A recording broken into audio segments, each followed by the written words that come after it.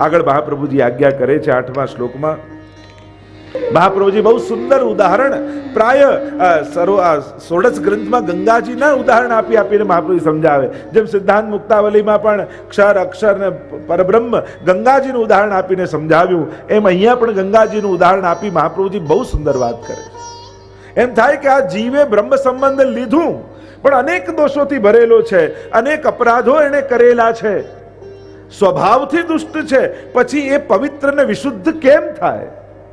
કઈ રીતે સંભવાય? કાંઈ સાધના કર્યા વગર પવિત્રતા? તો કે શરણાગતિ દ્વારા એની શુદ્ધિ થાય છે. કઈ રીતે એનું ઉદાહરણ આપીને મહાપ્રભુજી સમજાવે છે કે જેમ ગંગાજી વહેતા હોય, એમનો પ્રવાહ વહેતો હોય, ત્યારે ઘણા નદી નાળા ગટરોના જલ આ બધા જ ગંગાજીમાં ભળી જતા હોય છે. અને જ્યારે ભળી જાય ગંગાજીમાં, ત્યારે એ બધાના પ્રવાહ જુદા નથી દેખાતા, જુદા નથી કહેવાતા. પછી એક નાળાનું જળ પણ ગંગાજીમાં ભળી ગંગા રૂપ થઈ જતું હોય છે. પછી એ તો ગંગાજી જ કહેવાય. એકવાર એ પ્રવાહમાં આવી ગયું પછી એમ જ અનંત દોષોથી ભરેલો જીવ કેમ ન હોય, પણ એકવાર પ્રભુની શરણાગતિના પ્રવાહમાં આવી ગયો પછી એ વિશુદ્ધ બની જાય છે, એ ગંગા રૂપ જેવો પવિત્ર બની જાય છે. કારણ એણે શરણાગતિ કરી છે, એણે ભગવદ આશ્રય લીધો છે. એક વસ્તુ યાદ રાખજો, સ્વયં ભગવદ્ ગીતામાં ભગવાન કહે છે કે અહમ ત્વા સર્વ પાપેભ્યો મોક્ષયિષ્યામિ મા શુચિ. ઘણીવાર લોકો એમ કહે કે કર્મ તો ભોગવવા જ પડે, પણ ગીતાજીને ધ્યાનથી વાંચો તો એમાં ક્યાંય એવો કડક નિયમ નથી કે ભોગવવા જ પડે. છૂટવાના ઉપાય બતાયા છે. કર્મથી છૂટવાનો ઉપાય ગીતાજીમાં છે. શું છે? તો કે સર્વ ધર્માન પરિત્યજ્ય મામ એકમ શરણમ વ્રજ. તું મારા એકની શરણમાં આવ. તો જીવ એમ કે મેં તો અનંત દોષો ને પાપો કર્યા છે. ભગવાન કે એટલે જ તો કહું છું, કારણ કે મારા સિવાય આ જગતમાં તને પાપમાંથી મુક્ત કોઈ નહીં કરાવી શકે. તને સદુપદેશ આપી શકશે, તારાથી પુણ્ય કરાવી શકે, પણ પાપથી છોડાવનારો કેવલ હું છું. અને શરણાગતિ દ્વારા ભગવાન કહે અહમ ત્વા સર્વ પાપેભ્યો મોક્ષયિષ્યામિ, હું ક્ષમા કરીશ. કારણ કે જે સર્જક છે એ છોડાવનારો એ થઈ શકે છે. અને એટલા માટે કર્મ બંધન ભલે લાગ્યા હોય, ગીતાજીમાં ત્યાં પણ કેવું જ્ઞાન દ્વારા પણ કર્મમાંથી મુક્ત થવાય છે, જ્ઞાનાગ્નિમાં બળી જાય. અને બીજું શરણાગતિ દ્વારા પણ મુક્ત થવાય છે. આપણે ત્યાં તો વાર્તા સાહિત્યમાં અનેક વિધ એવા પ્રસંગો આપણે જોઈએ છે કે જ્યારે રૂપ મોરારીદાસ આવ્યા, શિકારી હતા, મહાપ્રભુજીએ મુક્ત કર્યા. એવા અનેક ચમારનો પ્રસંગ આવે છે 252ની વાર્તામાં. હિંસા કરી હતી છતાંય ગુસાઈજીની કૃપા એવી થઈ, બધામાંથી મુક્ત થઈ ગયા. કર્મમાંથી પણ મુક્ત થવાય છે. કોઈ એમ કહેતું હોય કે કર્મ છૂટે નહીં, ભગવાન જલ્દી કોઈને કર્મના ફળ આપતા જ નથી. ક્યાંય જલ્દી શાસ્ત્રોમાં તમે એમ નહીં વાંચો કે ભગવાન કોઈને સ્વર્ગ કે નર્ક આપે. ભગવાન ઉદ્ધાર કરે. ભગવાન જલ્દી સ્વર્ગ કે નર્કમાં મોકલતા નથી, કારણ કે સ્વર્ગ અને નર્ક કર્મના પરિણામ રૂપ છે. કર્મના પરિણામ છે. તમે જે કર્મ કર્યા, ખરાબ કર્મ કર્યા તો નર્ક, અને સારા કર્મ કર્યા તો સ્વર્ગ. આ લોક જે છે એમાં કર્મ દ્વારા જવાય છે, પણ ભગવદ લોકમાં કેવલ કૃપા દ્વારા પ્રાપ્તિ થાય છે. એમાં કર્મ દ્વારા પ્રાપ્તિ થતી નથી. કે એવું કોઈ કર્મ નથી કે જેનાથી ભગવાનની નિકુંજમાં પહોંચી જવાય. એ તો ઠાકોરજી સ્વીકાર કરે ત્યારે થાય. અને એટલા માટે મહાપ્રભુજી અહીંયા સુંદર આજ્ઞા કરે છે કે જેમ ગંગાજીના પ્રવાહમાં બધા જ નાળા ભેગા થાય પણ એ ગંગા રૂપ બની જાય છે, એમ જ આ વૈષ્ણવ જ્યારે સંપૂર્ણ આત્મા સહિત આલોક અને પરલોકની શરણાગતિ ઠાકોરજી આગળ કરી દે તો એ પરમ પવિત્ર બની જાય છે. એમાં પછી કોઈ દોષ રહેતા નથી. એવી આજ્ઞા કરી અને અહીંયા સિદ્ધાંત રહસ્ય ગ્રંથને આપણે પૂર્ણ કરીએ. બોલો ગોવર્ધન નાથ કી જય, વલ્લભાધીશ કી જય, શ્યામ સુંદર શ્રી અમને મહારાણી કી જય. આગળનો ગ્રંથ નવરત્ન, શ્રી વલ્લભનું દક્ષિણ ઉરુ. અને આ નવરત્ન ગ્રંથમાં એમ કહેવાય છે, પ્રસંગ આવે છે, ગોવિંદ દુબે નામના વૈષ્ણવ ખેરાલુના ગુજરાતના વૈષ્ણવ. આ ગ્રંથ ગુજરાતના વૈષ્ણવ માટે લખાયો છે. ખેરાલુમાં રહેતા તીર્થયાત્રા કરવા ગયા. મા બાપને બીક લાગી ક્યાંક સંન્યાસી ન થઈ જાય, અને એવા આખા જીવન ચરિત્રના પ્રસંગો ગોવિંદ દુબેના આવે છે. મહાપ્રભુજીને જોયા અને થયું કે આ તો સાક્ષાત પૂર્ણ પુરુષોત્તમ છે, આમની પાસે કંઈક જ્ઞાન પ્રાપ્ત કરો. અને આવ્યા નિકટ અને વિનંતી કરી કે મારે આપની પાસે સંસ્કૃત વ્યાકરણ ભણવું છે. મહાપ્રભુજી આજ્ઞા કરી કે તારા ભાગ્યમાં બહુ વધારે વિદ્યા નથી. એમ કર, તું ભગવદ્ ગીતાજી લઈ આવ, હું તને ગીતાજી એ રીતે ભણાવીશ કે વ્યાકરણ આપમેળે આવડી જાય. શ્રી મહાપ્રભુજી તો વાક્પતે છે, વિબુધેશ્વર છે, બુદ્ધિમાનોના ઈશ્વર છે. 6 દિવસમાં ષટશાસ્ત્ર ભણી લીધા એવા પ્રકાંડાચાર્ય છે. એટલે કે હું તને ગીતાજી એ રીતે ભણાવું કે તને સહજમાં વ્યાકરણ પણ આવડી જાય. અને પુસ્તક લઈને આવ્યા, અને મહાપ્રભુજી એવી કૃપા કરી કે ગીતાજીનો ખાલી પહેલો શ્લોક એને એ રીતે ભણાવ્યો કે કહ્યું કે હવે તું બધા શ્લોકોના અર્થ કર. અને પહેલો શ્લોક એવો સુંદર રીતે ભણાવી દીધો કે એને સમગ્ર ગીતાજીના અર્થો કરતા આવડી ગયો. એને આશ્ચર્ય થયું કે આ કોઈ સાધારણ વ્યક્તિ નથી લાગતા, આ તો વાણીના પતિ ઈશ્વર લાગે છે. નહીં તો આવું સંભવે નહીં. મારી કોઈ એવી તીવ્ર બુદ્ધિ નથી કે મને આવડે, પણ આપ કૃપાળુ છે, આમની કૃપાથી મને વિદ્યા મળી છે. અને વ્યાકરણે શીખી ગયા અને ગીતાજી આવડી ગયું. ભગવત બુદ્ધિ થઈ, શરણાગત થયા મહાપ્રભુજીને અને કહ્યું કે મારા માટે શું આજ્ઞા છે.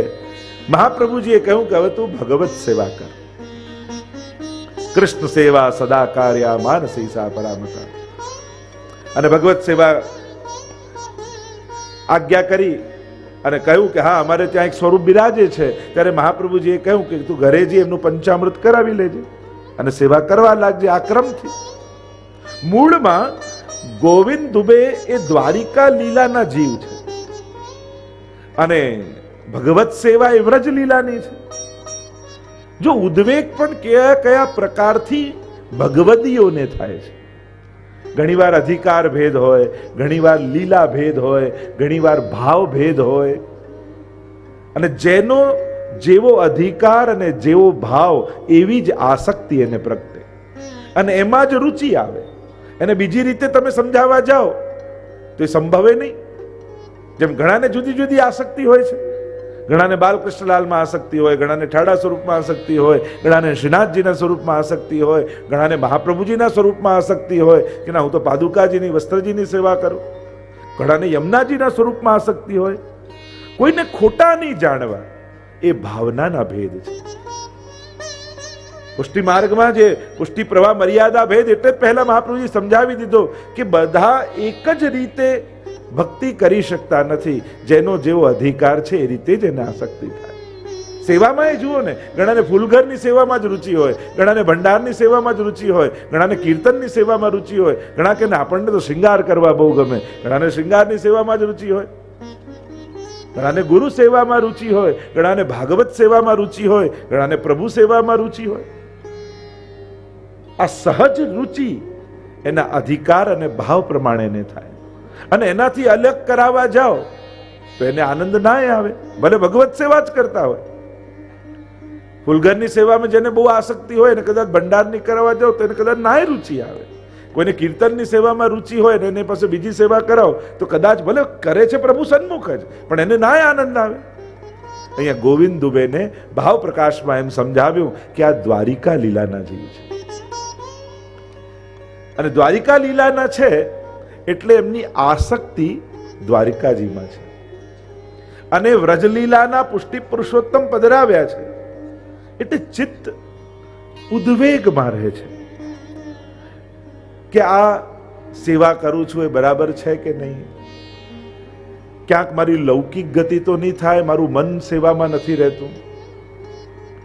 ઠાકોરજી બધું જ કરે છે, સાંભળ્યું છે, પણ હજી ઠાકોરજીના એ ભરોસો મારા જીવનમાં પેદા નથી થતો. એવા અનેક પ્રકારની અલૌકિક ચિંતાઓ ગોવિંદ દુબેને થઈ રહી છે. મહાપ્રભુજી અડેલ બિરાજ્યા છે, એક વૈષ્ણવ જવાના છે, તો એની સાથે પત્ર લખી અને મહાપ્રભુજીને મોકલાવ્યો. મહાપ્રભુજી પત્ર વાંચો, મારું ચિત્ત સેવામાં રહેતું નથી, ઉદ્વેગિત અને વ્યગ્ર રહે છે, આપ કોઈ ઉપાય બતાવો. અને ત્યારે મહાપ્રભુજી અડેલમાં આ નવરત્ન નામનો ગ્રંથ રચી અને વૈષ્ણવ થકી મોકલાવ્યો ખેરાળુ ગોવિંદ દુબે પાસે. અને જ્યાં નવરત્નનો પાઠ ગોવિંદ દુબેએ કર્યો અને સમગ્ર ચિંતાઓમાંથી મુક્ત થઈ ગયા. અર્થ સહિત, એની ભાવના સહિત મહાપ્રભુજી શું આજ્ઞા કરે છે, કેવલ શબ્દાશ્રય નહીં કરવો, એનો ભાવ આશ્રય પણ કરવો. આપણે પાઠ તો કરીએ છીએ, ઘણી વાર આપણને એમ થાય, કોઈ પણ લૌકિક ચિંતા થાય એટલે તુરંત આપણે એમ કરીએ કે નવરત્ન કરી. ખરેખર લૌકિક ચિંતાઓ માટે તો નથી. એટલે જ આપણા આચાર્યો એમ કહે કે લૌકિક ચિંતા માટે નવરત્ન કરવું એટલે મચ્છર મારવા માટે સ્ટેનગન વાપરવા બરાબર છે. કે લૌકિક ચિંતાઓ તો શરણાગતિથી જ દૂર થઈ જશે, પણ આ જે ચિંતાઓની વાત છે એ પરમ અલૌકિક ચિંતાઓની વાત છે. કારણ કે વૈષ્ણવની ચિંતાઓ પણ સાધારણ હોતી નથી. જો મહાપ્રભુજીએ ચિંતા કરી, મહાપ્રભુની ચિંતા વ્યક્તિગત નથી, સમષ્ટિગત છે કે સમગ્ર દૈવી જીવોનો ઉદ્ધાર કેમ થાય. એમ જ અહીંયા જે ચિંતા છે એ પોતાના પ્રભુના સુખની વિચારની ચિંતા છે, સ્વ સેવામાં આનંદ આવે એની ચિંતા છે. અને એ વિચાર જ્યારે ગોવિંદ દુબેને આવ્યો, નાનું જ્યારે વાંચન અને પઠન કર્યું, ત્યારે આ નવરત્ન ગ્રંથની કૃપાથી, જો ઘણીવાર આચાર્ય કૃપા થાય, ઘણીવાર ગ્રંથ કૃપા પણ કરતું હોય છે. તમને કોઈ ગ્રંથમાં આસક્તિ થઈ જાય ને, તો એ એક ગ્રંથ જ તમને સર્વ અભિષ્ટ આપનારા સમર્થ બની જાય છે. ઘણીવાર કોઈને નામમાં આસક્તિ થઈ જાય, ઘણાને કોઈ સ્થાનમાં આસક્તિ થઈ જાય, ઘણાને કોઈ સાધનમાં આસક્તિ થઈ જાય, ઘણાને કોઈ વિશેષ સેવામાં આસક્તિ થઈ જાય, ઘણાને કોઈ એની વચનમાં આસક્તિ થઈ જાય, અને એમાં એટલી શ્રદ્ધા બેસી જાય કે એના માટે એ જ ઉદ્ધારક બની જાય. આપણે ત્યાં તો વાર્તા પ્રસંગમાં આવે છે, ગુસાઈજી કહ્યું પરે ને, ગુસાઈજીના શબ્દમાં એટલી નિષ્ઠા કે પરે નામથી ઠાકોરજી નિકટ આવી ગયા, કારણ કે વચન પર શ્રદ્ધા છે. એમ ઘણી બધી શ્રદ્ધાઓ કાર્ય કરતી હોય છે. મેં ઘણાને એવા જોયા છે, યમનાષ્ટકમાં એવી એને આસક્તિ હોય, અહર્નિશ જપતા હોય ને, યમુનાજીની કૃપા એના પર એવી થાય કે એ યમનાષ્ટકના પાઠના પ્રભાવથી એના જીવનના સઘળા કાર્યોને મનોરથો ઠાકોરજી સિદ્ધ કરી. ઘણાને સર્વોત્તમજીમાં એવી આસક્તિ હોય, એવા ઘણા વૈષ્ણવ મેં જોયા છે, અખંડ સર્વોત્તમજીના પાઠ કરતા, એના મનમાં ચાલતું જ હોય. અને એની કૃપા થઈ જાય, એ ગ્રંથની કૃપા. કારણ કે આ બધી વાણી પણ સાધારણ વાણી નથી, આ વાકપતેની વાણી છે. એટલે એક એક શબ્દો પણ સ્વરૂપાત્મક છે. અને અહીંયા નવરત્ન ગ્રંથ મહાપ્રભુજી આ રીતે ગોવિંદ દુબે માટે રચ્યો. સર્વ ચિંતાઓમાંથી મુક્ત થયા. 5 ટીકાઓ નવરત્ન ગ્રંથ ઉપર છે, જેમાં આચાર્યોએ મહાપ્રભુજીની વાણીનો આશ્રય અને અભિપ્રાય આપણને સમજાવ્યો છે. આપણે સાર રૂપે દરેક ટીકાઓને જોઈને આગળ વધીશું. મહાપ્રભુજી નવરત્ન એટલે 9 રત્નો છે. જેમ સમુદ્ર મંથન થયું ને ત્યારે 14 રત્નો નીકળ્યા, ભાગવતજીમાં કથા આવે છે, એમ ગોવિંદ દુબેના હૃદયરૂપી મનરૂપી સમુદ્રનું મંથન મહાપ્રભુજીએ કર્યું. યા મહાપ્રભુજીએ પોતાના હૃદયનું મંથન કરી અને આ 9 રત્નો પ્રગટ કરી અને વૈષ્ણવ માટે આપ્યા છે. પેલા બધા રત્નો હતા એ તો ક્યાંક ને ક્યાંક કોઈક ને કોઈક લઈ ગયા, જેનો જ્યાં અધિકાર હતો. કારણ કે વિષ નીકળ્યું અને ઐરાવત નીકળ્યા અને લક્ષ્મીજી પ્રગટ થયા અને ઘણી બધી લાંબી એની કથા, અને એ રત્નો પ્રગટ થયા.